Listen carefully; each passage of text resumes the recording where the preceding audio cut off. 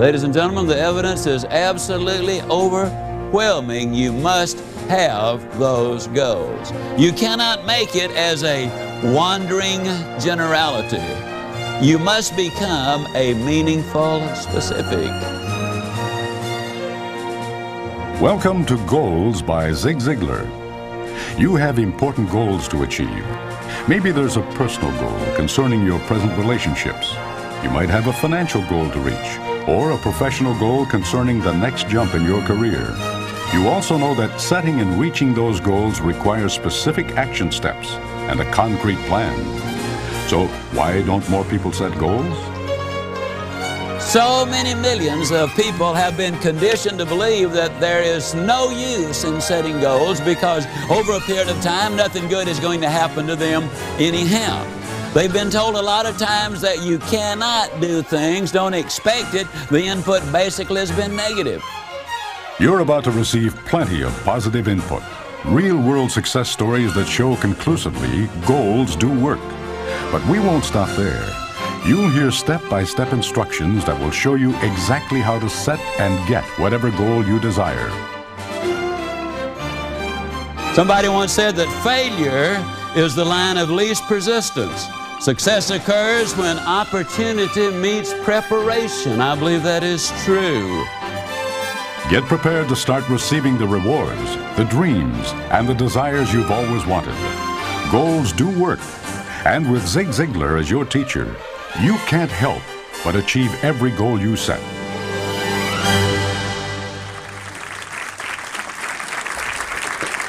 Thank you. Thank you. About 8 or 9 years ago, there was a new cafeteria that opened here in Dallas. And I like to eat in cafeterias because I can choose exactly what I want and I can see what I'm about to eat. So I was excited about this one because it was a new chain of cafeterias and give us a new source of eating. Well, the redhead and I rode past it. Now, my wife, incidentally, I refer to her as the redhead. She's a decided redhead, meaning simply that one day she just decided she is going to be a redhead. And when I talk about her, I call her the redhead. When I'm talking to her, it's Sugar Baby. And her name is Jean. Well, the redhead and I were riding down, and every time we would pass the cafeteria, the line was sticking out the door. Finally, the beautiful day came, no line out the door, we go walking in. When we walked in, we could understand why the line was not out the door because they had snaked it all over the place. We were already parked, so we decided to stay. She and I visited as we walked down the line, had about 30 people in it. We got to the end of that line and turned around, and there was another line of about 30 people. So we were walking and talking as we walked down, turned around, there's another line of about 30 people. But this time I could see what was going to be available. I could see between the people being served. And I made mental notes as I walked down the line, said, I believe I'll have me some of that. Yeah, and that looks good. Boy, I want me some of that. Boy, and I like the looks of that. I'll take me some of that. Now, it's important that you make these decisions because I don't care how prodigious your appetite is. You cannot eat some of everything on a big cafeteria line. So I had to make those choices. Finally, I got my tray and my silver, and I came down the line, and my choice has already been made, so I wasted no time. I said, I'll take me some of that, and give me some of that, and I want some of that, and I'll have some of that. Got to the end of the line, I reached in my pocket and pulled out my money. The lady held up her hand, and she said, no, you don't pay for it until you get ready to go. I said, you mean to tell me you're going to let me eat all of this food and not have to pay for it until I get ready to go? She said, yeah, that's just the way we do it. Well, I can't tell you the number of times I've thought about that because, you see, in one sense of the word, that is exactly like life, the cafeteria line is. In life, we have an incredible assortment of choices of the places we can live, the things we can do, the foods we can eat, the occupations we can follow. An incredible number of choices. That's the way the cafeteria line is. Life is just like that. But on the other end of the scale, life is 180 degrees apart from the cafeteria line. In the cafeteria, you eat and then you pay. But in the game of life, you pay and then you eat. You go to school, you study your lessons, you pass the grade. They move you up to the next grade until you graduate from high school. Then if you go to college, then you study your lessons again. You get your degree. Then if you go on to graduate school. And finally, after all of that is over, you get into your profession and you work a week, a month, or whatever. And then and only then, after you've done all of those things, qualified and then done the work, do you receive the pay.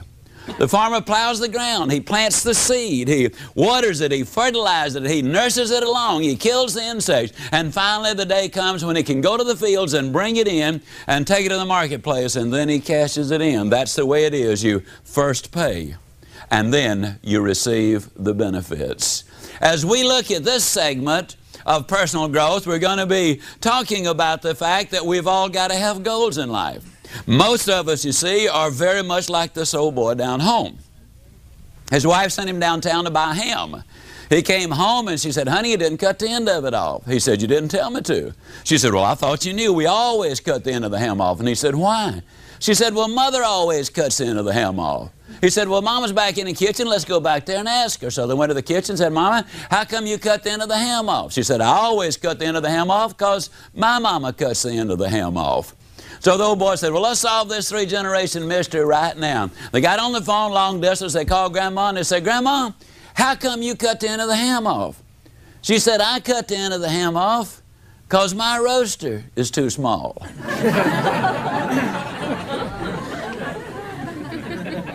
Now, Grandma had a reason for cutting the end of the ham off. But the question is, do you have a reason? The reality is that 97% of the people in our society do not have clearly defined, written down goals for their lives. Now, there are four basic reasons they don't have goals. And the first reason actually is because of fear, spelled, of course, F-E-A-R. And this forms an acrostic for false evidence appearing real. So many millions of people have been conditioned to believe that there is no use in setting goals because over a period of time nothing good is going to happen to them anyhow. They've been told a lot of times that you cannot do things, don't expect it. The input basically has been negative. Chad Helmstetter, in his book, What to Say When You Talk to Yourself, points out that the average 18-year-old has been told 148,000 times no, or you can't do it. 77% of our self-talk is negative. Dr. J. Allen Peterson, in his book, The Myth of the Greener Grass, points out that one computer study revealed that over 90% of the daily input in our minds is of a negative nature. And so a lot of people, therefore, simply do not set those goals. They've accumulated some false evidence, but it appears real, and they act accordingly. Because if it appears real, as a practical matter, it has the same impact as if it were real. For example, I could go into any city, just about anywhere in the world, with nothing but my handkerchief that I have in my hand, and I could rob a bank with my handkerchief in my finger. All I'd have to do is put the handkerchief across my face, put my finger in my coat pocket, aim at the teller, and say, "Give me your money." The evidence would be false. It would appear real. And that individual would handle it as if there were a real gun in there.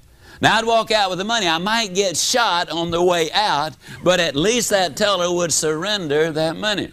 You might have seen this. A young Cuban hijacked a plane to Cuba using nothing but a bar of soap. He put the bar of soap in a box. He said to the captain of the aircraft, "This is a bomb. Let's go to Cuba." They went to Cuba. The evidence was false. It appeared real. The thing about life, the thing about nature is this. Oliver Wendell Holmes years ago said, "The great tragedy in America today is not the waste of our natural resources, though that is a great tragedy." He said the real tragedy is the waste of our human resources. And the average individual will go to their grave with their music still in them. You see, man and nature are 180 degrees apart. We use up nature's natural resources by using them up. We use up man's natural resources by not using them at all. Fear keeps a lot of people from setting goals. The second thing that keeps a lot of people from setting goals is because they have such a poor self-image. They cannot imagine in their wildest imagination them becoming college graduates, getting the superb job, living in the nice home, winning the ideal mate. They cannot imagine themselves being financially successful or secure. Their image simply will not let them get there. Now understand again that we perform in accordance with the image or the picture we have planted in our own mind. Positive thinking will not work for the individual who is negative on himself. You got to have that positive image, that good self-image of yourself. One of the most amazing stories, which I believe really epitomizes what I want to say about this, is the story of Tom Hartman.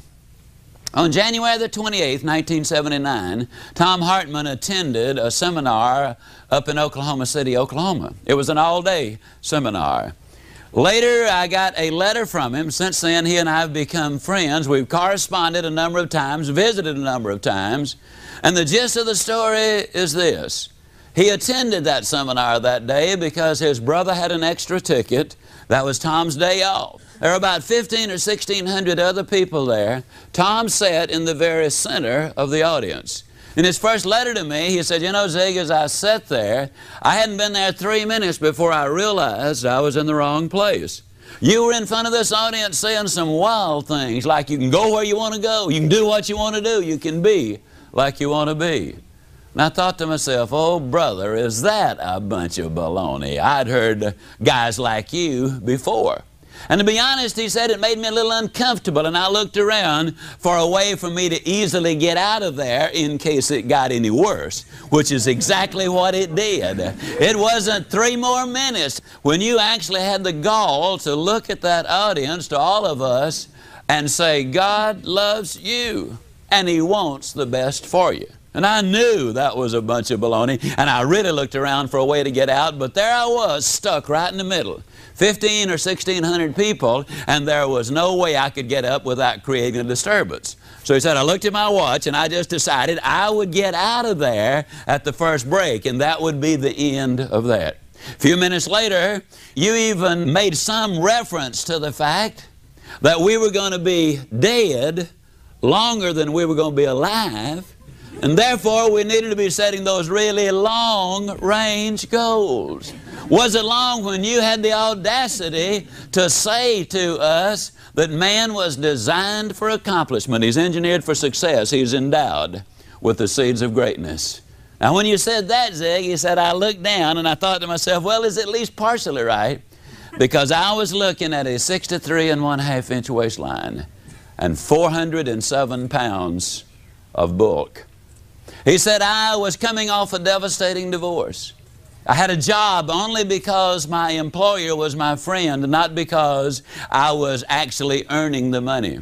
Hadn't been to church in many years. I was so broke that every Friday night I was writing a hot check so I could get something to eat, and I would pick it up on Monday morning. This, as I said, was about 10 years ago. And he said, there you were saying all of those things. And I don't really know, Zig, what it was that you said. But somehow or other, something rang a bell in my mind. And I don't know whether it was because of the repetition or because somebody behind me said, that's right, or reinforced you in some way. But I reached over and I got my pen and I started to take notes on my yellow pad. He said, Zig, I took notes all day long. When I got through for the first time in my adult lifetime, I saw just a glimmer of hope. I so desperately wanted to get your set of tapes on motivation, but I did not have a dime to my name. And my brother, bless his heart, he loaned me the money. I went home that day and I listened to those tapes. That evening, 7 hours. I'd listen to you live 7 hours, now I listen to you 7 hours on tape. The next morning, I came in and the first thing I did was tell my boss that he no longer just had a friend on the payroll, that he now had an employee. And old Tom kind of grins and he said, I even told him I was going to start carrying my own weight. Now he said, Zig, you know, at 407 pounds, that represented a pretty substantial statement. He went over to Oklahoma City University that afternoon and enrolled in a couple of courses in psychology. He was already taking a couple of courses in history, and he decided to switch over so he could learn something about himself and something about his fellow man. The next day he went down to the Nautilus Health Studio. He decided to do something about his miserable physical condition. Then on Thursday he went down to one of the men's stores and laid aside about $700 worth of clothes with a minute down payment. When the owner of the store saw him buying size 47 coats and 39 slacks, he went to him and he said, "Mr. Hartman, who are you buying the clothes for?" Tom told me, he said, when I told him I was buying them for myself, he looked at me like he thought I was crazy. But I said to him, "Don't worry about it. I will wear these clothes out of here." Tom Hartman said, "You know, Zig, somebody might resist you once or twice or a dozen times. But when you keep telling them that you are important, that you are somebody, that you do have ability, that you can do things with your life," he said, "I just believe eventually that it will get through." And he kind of grins and he says, "Isn't it amazing? A message can go around the world, 24,000 miles in less than a tenth of a second. And then sometimes it takes years for it to go that last 1/8 of an inch." But he said, finally the message got through to me. I was listening every day, and as a matter of fact, Zig, he said, "I've listened to your tape so much that if you ever get a sore throat, don't you dare cancel the engagement. You just call me," because he said, "I can deliver it verbatim." He said, "I've even got the same accent," if you can imagine him accusing me of having an accent. Well, he said, "You know, Zig, I had been on the program about 6 weeks. Never forget it. I was in a store getting my food, and there was a little 4-year-old girl in there with her mother. And those of you who are ever 4 years old, or if you have 4-year-olds, you know there's one thing about a 4-year-old: when a thought pops in the mind, it pops out of the mouth uncensored. I mean, you get truth, pure truth, out of the mouth of a 4-year-old. Well, in a voice that you could hear halfway between Dallas and Fort Worth, this little 4-year-old screamed out, "Mama, look at that fat man." And Tom said, "I turned around to see where he was." And he said, then it dawned on me she was talking about me. And he said, "I thought that was the funniest thing I'd ever heard in my life." He said, "I laughed until I literally cried." And then he said, "I shed a different kind of a tear." Because he said, for the first time in my adult lifetime, I really knew and knew that I knew that I was going to make it. He said that was reinforced about a month later. I'd been to the movie. I was on the way back to my car. I was in no hurry. I had nowhere to go, nothing to do when I got there. And we've all done this as we amble down the street with no direction in mind, no hurry involved. He saw a display in a window. And though he was not really interested in the display, he ambled over and he started looking at it. And Tom said, "You know, Zig, I don't know whether I was there for 1 minute or 10 minutes. But he said, all of a sudden I became aware of the fact that I was not by myself. Some big dude was looking over my shoulder, and he said, I whirled around. And of course there was no one there, because Tom Hartman had been looking at his own image, which he no longer recognized. Good friend of mine before his tragic death, John Kozak from Dunedin, Florida, brilliant young psychiatrist, said that at that specific moment, Tom Hartman was no longer obese. Though he still weighed over 360 pounds, he was no longer obese, because he no longer saw himself as an obese person. The basic problem with crash diets, according to Dr. Kozak, is that they will take the weight off your body. That's relatively easy. But then that individual lays down at night in the dream, and they dream as an overweight person. And the body goes to work to complete the picture the mind has given it. Tom Hartman no longer saw himself as an overweight person. Now, what's the end of the story? Well, of course, the story hasn't ended yet. But Tom Hartman graduated magna cum laude with his degree in psychology. He's working on his doctorate. Tom weighs a little over 200 pounds, which is about what he should weigh. He's about 6 feet 3 inches tall and has a very large frame. He teaches a Sunday school class every Sunday. He's in business for himself. And I give you the story in such great detail because I believe that when you analyze it, here was a man who was physically bankrupt, spiritually bankrupt, he was socially bankrupt. From a family perspective, he was bankrupt. He was bankrupt in every important area of life. And yet, because he became involved in the development of a good self-image, he got involved in setting those goals, and the results were absolutely spectacular. You got to have goals. The third reason that 97% of the people don't have goals is basically they have never really been sold. Now that's my prime function in this particular segment, is to sell you on having your goals, and that is exactly what I'm going to do. By the time this recording is over, you will in fact be sold on the absolute necessity of having goals. I am so confident that you're going to be sold that I'm going to tell you that before you go to bed tonight, you will have started taking the important steps to setting your own goals. I'll even go further than that. If you don't write some of your goals down this very evening, you might as well not go to bed as far as sleep is concerned, because you are not going to be able to go to sleep. Let me say that again.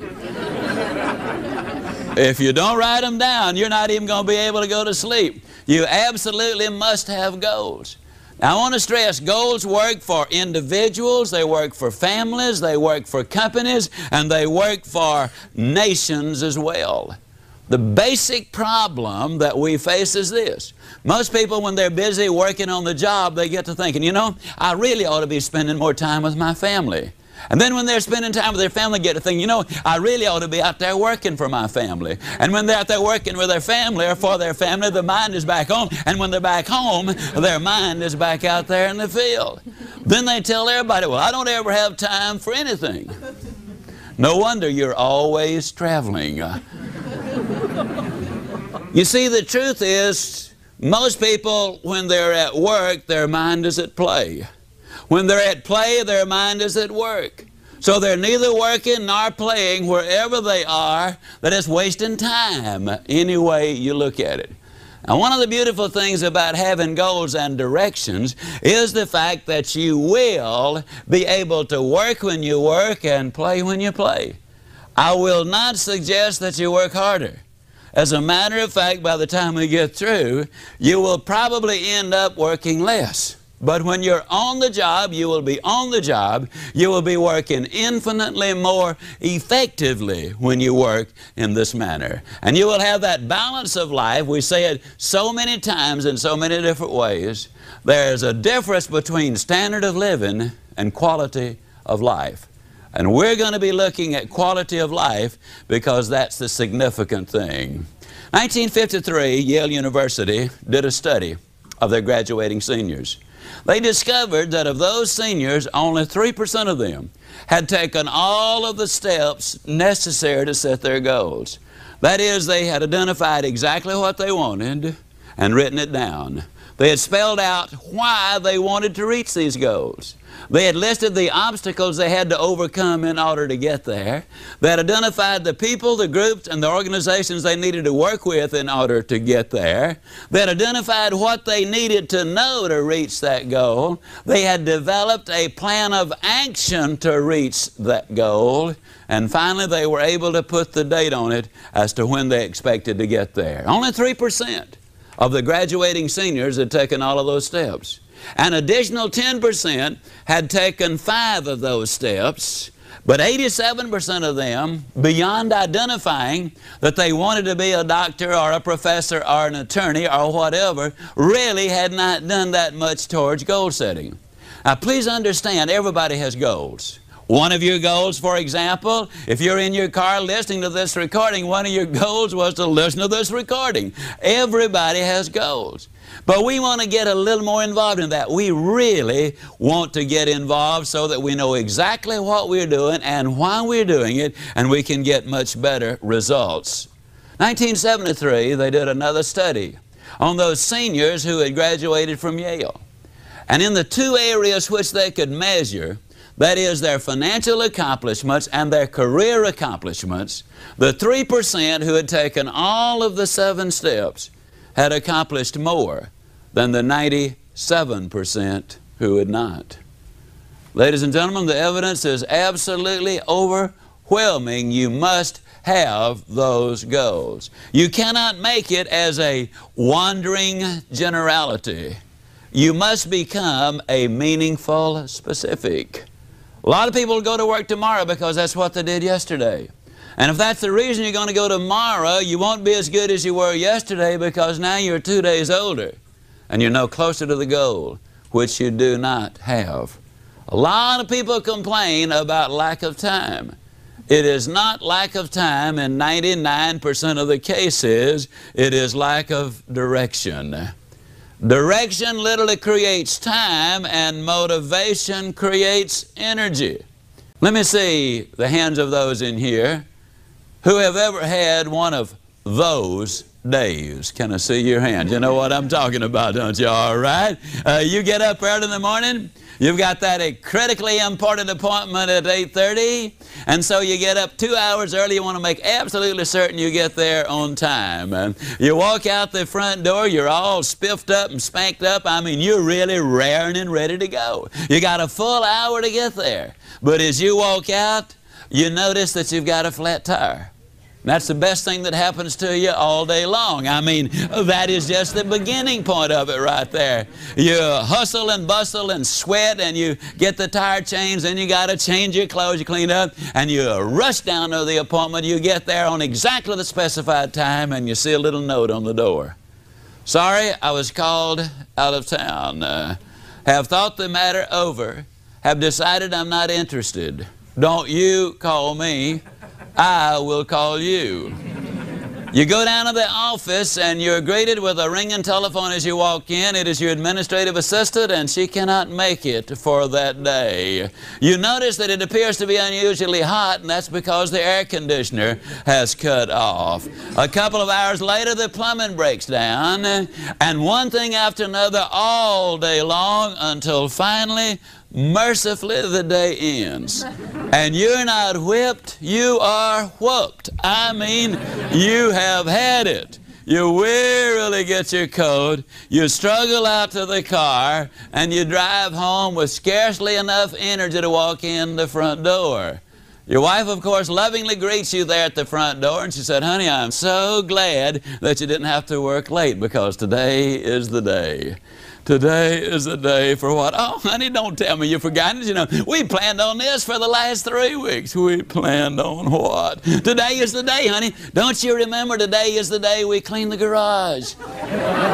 Oh, honey, not today. I couldn't put one foot in front of another, honey. I just don't have any. Oh, honey, it's not going to take that long. I'm going to help you. It won't take more than 2, 3, 4, 5 hours. Absolute maximum. Oh, honey, I just can't. Not today. I just ain't up to it. I don't have any energy, and the telephone rings. Voice at the end says, "Hey, partner, I've got us a tea time over at the country club in 17 minutes. We've got time to get in 9 if you feel like playing." If I feel like playing, man, I'll be there in 10 minutes. And everybody here agrees with exactly what I'm saying, don't you? The answer is yes, isn't it? Okay. Now, I want to tell you something, ladies and gentlemen. We've got plenty of energy to do the things we really want to do. But as I often say, life is not easy, life is tough. But when you're tough on yourself, life is going to be infinitely easier on you.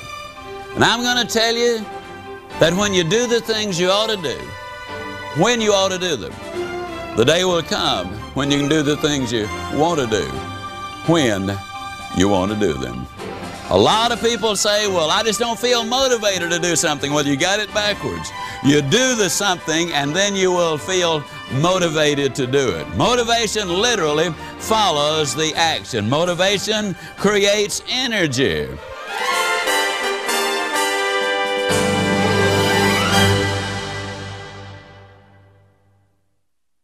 When you talk about goals, I love the story of Jean-Henri Fabre, the great French naturalist. He conducted a series of experiments with some processionary caterpillars, so named because they follow each other in a procession. He lined them around a flower pot until they formed a never-ending circle. He put some pine needles in the center of the flower pot, that is the food of the processionary caterpillar. They started going round and round and round, 24 hours a day, 48 hours in a 2 days, 72 hours, and then they kept going on and on for 7 full days and 7 full nights. They went round and round and round until they literally dropped dead from starvation and exhaustion. With an abundance of their favorite food less than 6 inches away, they had starved to death because they confused activity with accomplishment. A lot of people do exactly the same thing. You don't know where you live, but I can tell you something about your town. And I can tell you about somebody who's in the same business that you are. Some of them are doing exceptionally well, and some of them are not doing good at all. And I don't care what that business is. It's not the location. It is not our abilities. But basically it is because of our thinking and our direction that definitely is going to make the difference. There are so many people, you see, who never really get those directions in life. You've seen them in every company. They will come in and you watch them all day long. They're almost hyper. They're here and they're there and they're everywhere else. I mean, they're busy, busy, busy. But at the end of the day, you will still see a full desk and no evidence that they've accomplished anything, because they really don't have direction. The most outstanding example of goal setting that I have ever heard of has to do with the Japanese. In 1950, a war-torn, devastated Japan, a nation which had lost a higher percentage of its young men to war than any nation in the last 100 years, cities had been bombed out. They have no real natural resources. They have no iron ore. They have no coal. They have no oil. But in 1950, the leaders of government and business and industry got together. And they said, let's set a goal. Let's become the #1 nation in the world in the production of textiles during the 1950s. And they made it. In 1960, they set the impossible goal. And that was to become the #1 nation in the world in the production of steel. Now, in order to do that, they got to build the steel mills. They've got to import the iron ore from thousands of miles away. They've got to import the coal and the oil from thousands of miles away. They've got to manufacture the steel. Then they've got to ship it thousands of miles to its market and undersell its competition. Impossible. But the Japanese in this case did not look at what they did not have. They looked at what they did have, a willingness to work, and they worked hard. They reached their goal. In 1970, they set another goal. They said, during this decade, let's become the #1 nation in the world in the production of automobiles. They missed it by 1 year. It took them until 1980, when their plant became the largest and #1 producer of automobiles in the world. In 1980, they set another goal. They said, during this decade, let's become #1 in the production of electronics and computers. And all you've got to do is go to Videoland, and all you've got to do is look at the computer world today, and you can see exactly what they are doing. Because goals do work, whether it's for the individual, the family, or the company, or the nation. I'm absolutely convinced that we have a real threat unless we have our goals more firmly in place, and that is to remain strong so we will remain free. Goals absolutely work. I love the story of Sir Edmund Hillary. You might have heard it. Sir Edmund Hillary, you know, was the first man to scale Mount Everest, the tallest mountain in the whole world. Can you imagine him climbing down off that mountain? And one reporter comes up to him and said, tell me, Sir Edmund, how'd you climb the tallest mountain in the whole world? How did you do it? Do you think for one moment he said, well, I was just out walking around.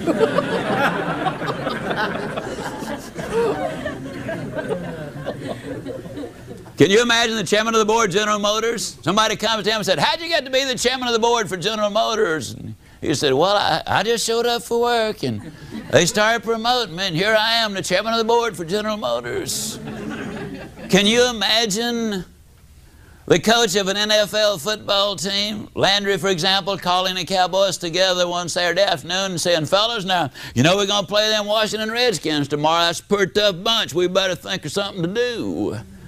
You see, that's absurd. It's ridiculous. They will spend hours and hours and hours planning a football game. And yet we don't plan the most important events in our life. Too many Americans spend more time planning the wedding than they spend planning the marriage. Too many people spend more time planning on how to get the job than they spend on how to becoming productive and successful in that job. You gotta have goals. J.C. Penney expressed it this way: give me a stock clerk with a goal, and I'll give you someone who will make history. But he said, you give me someone without a goal, and I will give you a stock clerk. You gotta have goals, that's for sure. I don't know if the name Howard Hill rings a bell with you or not. Howard Hill was a good Alabama boy, and he was an archer. He entered 286 archery tournaments. He placed first 286 times. He killed a Cape buffalo, the toughest game animal alive to bring down. He killed it with a bow and arrow. He killed a Bengal tiger with a bow and arrow. He killed a lot of game animals with a bow and arrow. As a youngster, I have seen newsreels of Howard Hill from a distance of 50 feet, where he would literally split the bullseye dead center, and then he would take the next arrow and split that dead center. An incredible demonstration of skill. He killed an 18-foot shark under 15 feet of water. Or was it a 15-foot shark under 18 feet of water? I know it was a great big one in his way down there. I do know that. Howard Hill was an incredible marksman. Now, I have never shot the bow and arrow professionally, but I am an instructor par excellence. That means I'm good. That means I'm real good. As a matter of fact, I am so good as an instructor that I could take anyone in this live audience this evening, or anyone who will ever hear this recording, and if your eyesight is good and your health is good, I could spend 20 minutes with any one of you, and at the end of the 20 minutes, I would have you hitting the bullseye more consistently than Howard Hill could have hit it the best day he ever had. Provided, of course, we had first blindfolded Howard Hill. And turn him around a couple of times so he'd have no idea which direction he was facing. And you kind of snicker to yourself, especially those I imagine who are listening to this recording, as you say to yourself, well, now, Ziglar, that's true, of course, but it sure is a silly example. Why, how on earth could anybody possibly hit a target they couldn't even see? That's a pretty good question. Here's one even better. How can you hit a target you don't even have? Have you got your targets? Have you written them down? Have you spelled out the details of why you want to reach those goals in the first place? Have you identified the obstacles you have to overcome in order to get there? See, something stands between what you've got and what you want. If there was nothing between you and your goals, then you'd already be there. You got to find out what those obstacles are. Have you spelled out what you need to know to reach your goals? Have you identified the people, the groups, and the organizations you need to work with in order to get there? Have you devised a specific plan of action in order to get there? And finally, have you put the date on it? Now, the fourth reason that most people don't have goals basically is because they don't know how. Now, I'm going to give you some bad news and some good news, and as you know, you're going to get the bad news first. I mean, I'm not going to give you a choice. You get the bad news first. The bad news is this. If you really get involved in this goal-setting process, it will take you somewhere between 10 and 20 hours to really set your goals. If you really have a complex set of goals, it might take you 30 hours to set your goals. That's another reason so many people never do really set them, because that is a tremendous time investment. Now, that's the bad news. The two bits of good news that go with it. on the absolute authority of several years of personal experience and the experience of many, many people who've been doing this, I can assure you that once you have set those goals properly, you will have created for yourself an additional 3 to as many as 10 hours every week of your life for the rest of your life. Let me say it again. When you discipline yourself to do the things you ought to do, when you ought to do them, the day will come when you can do the things you want to do when you want to do them. The good news is this will give you an awful lot of time to pursue the things which you have a real interest. It will give you control of your time and your activities and your future.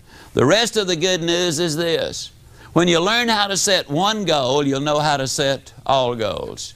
When you learn how to set a physical goal, you'll also know how to set a mental, a spiritual, a social, a family, a career, and a financial goal. Because there's a procedure. There's a formula for setting all of them.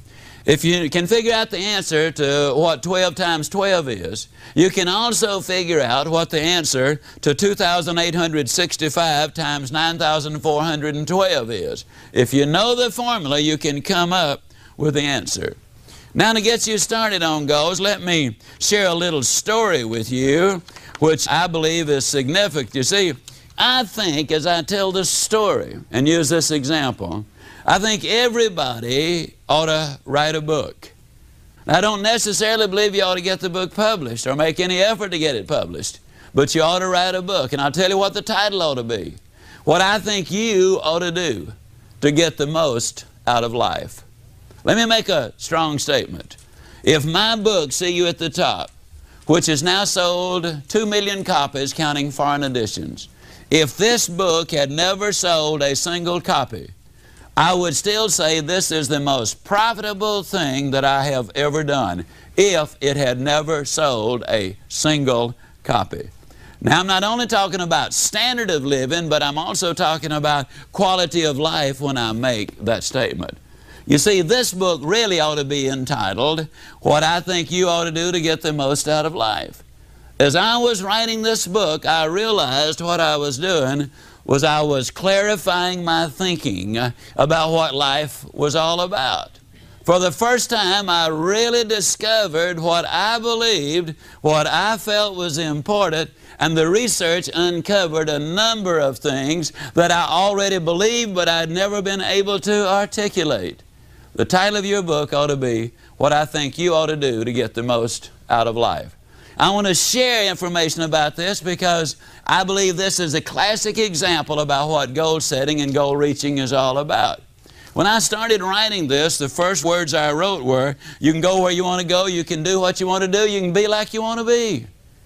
Well, as I looked at those words, I kind of got to talking to myself, which incidentally, I hasten to add, is perfectly all right.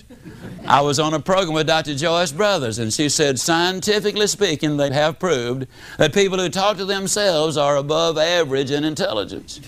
So if you've been talking to yourself, just be about it. It's perfectly all right. I'd like to express a personal opinion. That's all it is, personal opinion. I believe it's all right to answer. But if you ever catch yourself saying, huh? You got a problem. I caught myself saying, huh, because I noticed I was holding the words I'd written way out there because there was a 41-inch waistline between me and the book and well over 200 pounds of Ziglar. And the thought occurred to me that one of these days I'd be bumping into one of you slender guys or gals, and I could visualize you coming up to me and saying, Ziglar, you believe all that stuff you write? And I was going to say, of course I do. Then I could visualize you saying, do you believe it all?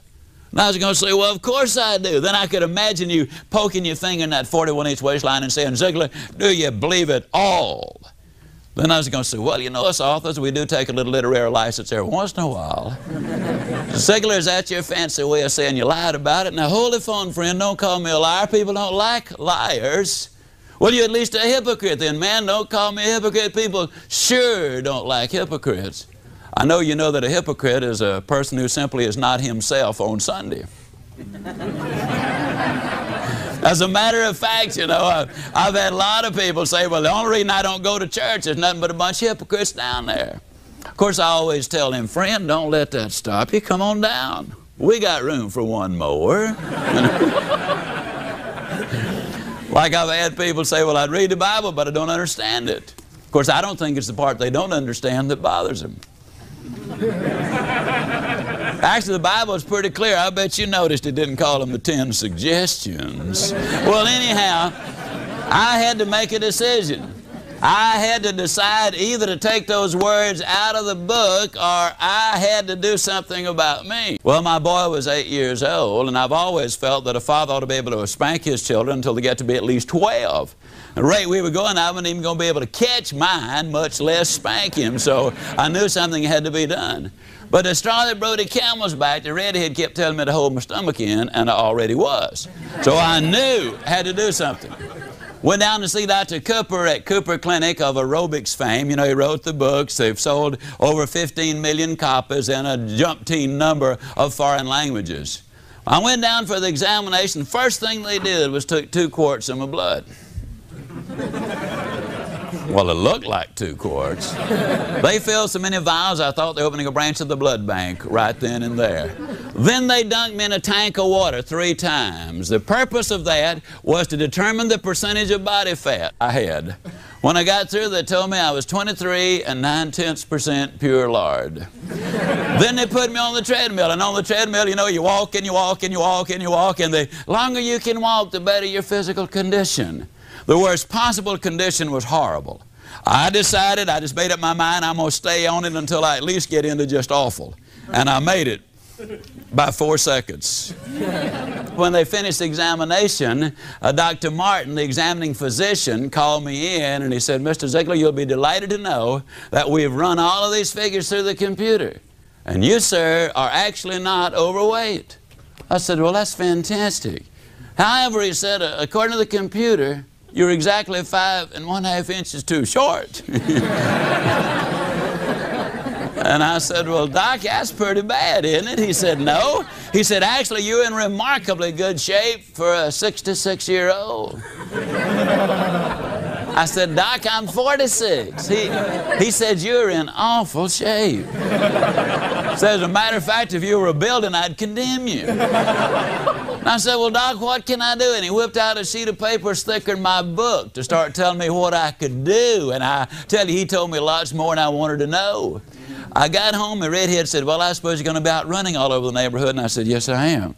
Well, they said, if I'm going to have a 46-year-old fat boy running all over the place, I got to get you looking as good as I can. So she went down to the store and bought me some fancy running shirts and shorts, and I'd already gotten the shoes the doctor had recommended. Oh, and I did something else, and it was very ugly. But I had not read Ann Landers at the time, and I'm going to use that as my excuse. You know, Ann Landers said you should not steal pages out of other folks' magazines. There was a magazine at Dr. Cooper's office. Now, it was an old magazine. It had an advertisement in there for jockey shorts. And I don't know if you folks read the jockey short ads or not, but if you don't read them, the next time you see one, you should at least look at the picture. You'll find out in a hurry, they don't put jockey shorts on fat boys.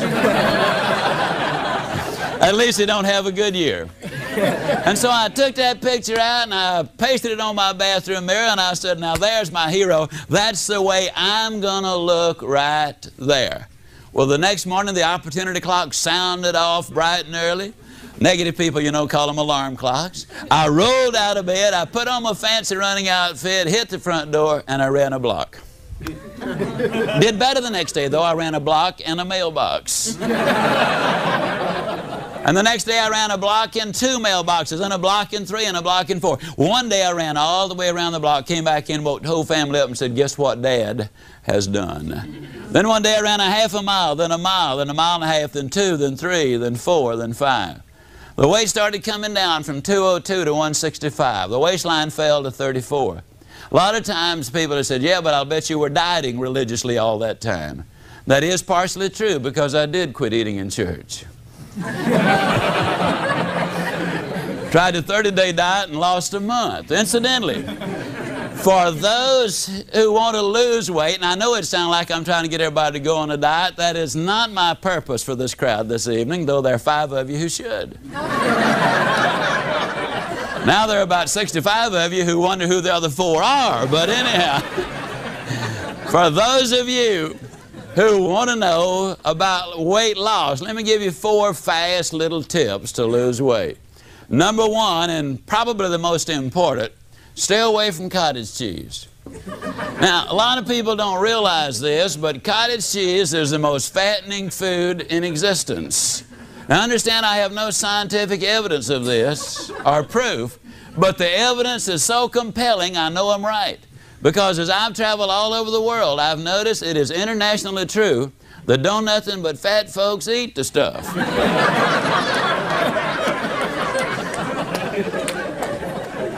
So stay away from cottage cheese. Number 2, get a thorough examination. This is on the serious side. Get a thorough examination from your skinny doctor. Now, if he's not slender, that means he doesn't believe in the importance of taking that care of his body, and he or she are not going to be very persuasive as far as their dealing with you is concerned. Get a thorough physical from a doctor who believes in what he's doing. The third thing is this: if the doctor starts to give you a prescription, do not walk out on the doctor, run out on the doctor. You didn't gain the weight taking pills, and you're not going to permanently lose the weight by taking the pills. Now, I'm going to make a claim which I could not prove in 10,000 years, but I honestly believe it's the truth. I believe that more people have lost more weight and kept it off as a result of listening to these recordings and reading See You at the Top than have ever lost on 99 9/10% of all of the diet books ever written. You see, diet really and weight is not really the problem. That simply is the manifestation of the problem. The fourth thing is, if you get a negative doctor, swap him off for a positive doctor. Now, what's a negative doctor? Basically, it's a doctor that always tells you what you can't eat. You can't have this, leave that alone, doesn't touch that. Man, stay away from this. What they're really saying is, now, if you like it, you can't have it. If you don't like it, eat all you want. That basically is what they boil down to. The thing I loved about Dr. Martin was the fact that he was so positive. I've never seen a more positive doctor. He is a slender young guy, runs in the Boston Marathon, does the good things. Dr. Martin said to me, Mr. Ziglar, you're going to be delighted to know that you can eat anything you want. He said, I have prepared a list of what you are going to want.